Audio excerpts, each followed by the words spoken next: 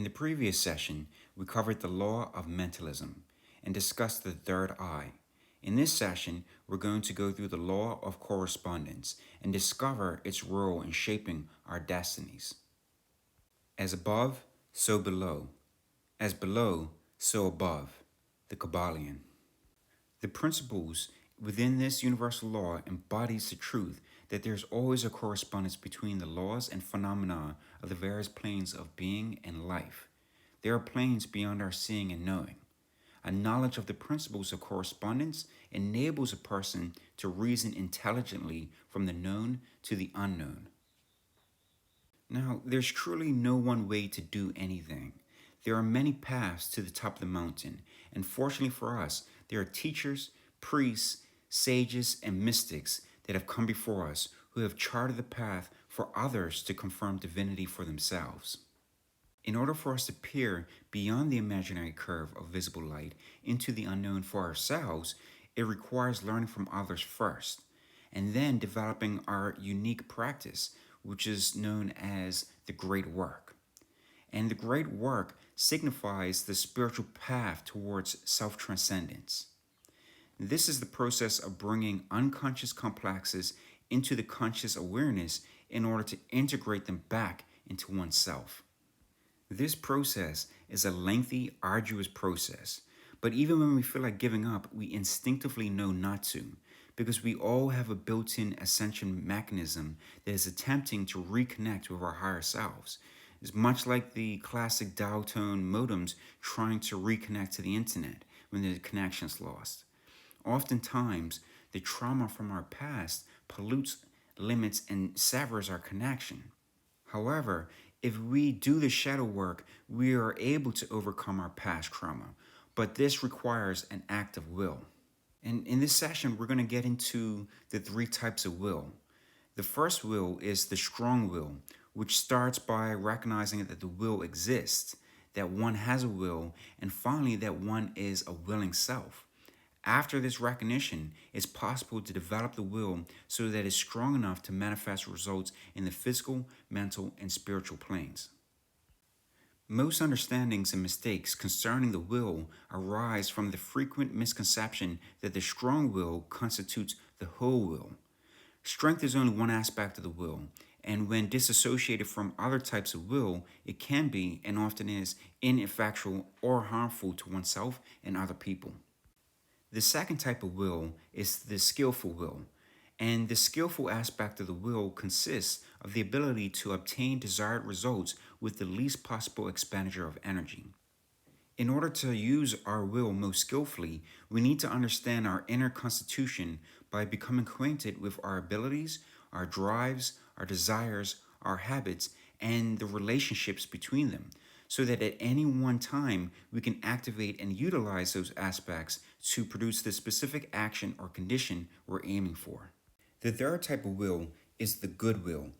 Even when the will is endowed with both strength and skill, it may be a very harmful weapon, for if such a will is directed towards evil ends, it becomes a serious danger to society. A student of strong and able will, capable of maximizing their natural gifts, can overpower or even corrupt the will of others. One whose actions are not restrained by any ethical consideration, by any sense of love or compassion, can have a disastrous influence on a community or even a nation. The qualities of the will and its properties to cultivate are 1. Energy or power dynamic and intensity, 2. Mastery, control, and discipline, 3. Concentration or one-pointedness or attention, 4. Determination or decisiveness and resolve, 5. Persistence or endurance and patience, 6. Initiative or courage and being daring, 7. Organization or integration and synthesis. While a student is working on their own great work, it is possible to study the works and biographies of those who have come before us to assist with our awakening. Works such as studying divination systems like the sidereal astrology with its symbols, charts, and interpretations, the Chinese I Ching with its hexagrams and correlating statements, or the West African Adu Ifa with its octograms and its 256 verses, or the many other divination systems used all around the world can be used to demystify and navigate the unknown. Although the name and form of each divination system is different, there are underlying similarities in the archetypal patterns that they described. All of them provide a way to make the unknown knowable, whether through foretelling future events or discovering hidden knowledge that can be used to transform our circumstances. Oftentimes, the message that is received comes to us in what feels to be destined or fated. The meeting of the upper with the lower self, the outer with the inner, and the past with the future is known as synchronicity. Synchronicity takes the coincidence of events in space and time as meaning something more than just mere chance. Perhaps a more indicative word than coincidence would be co-occurrence, since the central thought concerns the occurrence at the same moment of two separate events that are not casually connected to one another. They take place at the same time, with neither one of them having an effect on the other, and yet they are related to one another in a meaningful way. The representation of these co-occurrences are conventionalized and arranged into a synthetic whole so that the indwelling intelligence of the all can communicate with our personalities by projecting these symbols in our dreams, or by drawing the attention to their physical counterparts at critical moments, such as omens or deja vu moments. These symbols are casted in such a manner as to allow them to flow freely or to be gathered in a non-manipulative manner. Our consciousness, acting through the life force of our will, would manipulate the symbols into a pattern that would interpret its message. One way of thinking about this correspondence process is by thinking about the oscillations from celestial bodies. They emit sine waves that influence life on Earth. The sine waves create geometric patterns. Patterns give minerals form through crystallized structure. Minerals are absorbed by plants. Plants are eaten by animals and humans eat plants and animals.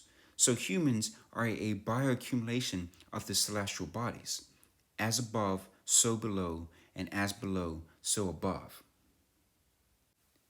By activating our third eye chakra, we reconnect our spiritual modems and open our consciousness to receive cosmic influence directly from divine sources. It can be compared to a drop of food coloring added to a glass of water. Once that water drop mixes, the lens in which we look through the primeval waters or the cubic wave field of life is viewed differently after peak spiritual experience. By bringing the outer phenomena into our consciousness, it is possible to unlock the unconscious inner phenomena within, making the unknowable knowable and the impossible possible, doing, knowing, and experiencing things that would be considered supernatural. So this concludes our session on the law of correspondence. To learn more about the images used in this presentation, visit the Foundation's Ko-fi page. In the last session, we'll be exploring ways to cultivate our spiritual potency so that we can apply these teachings to elevate our consciousness.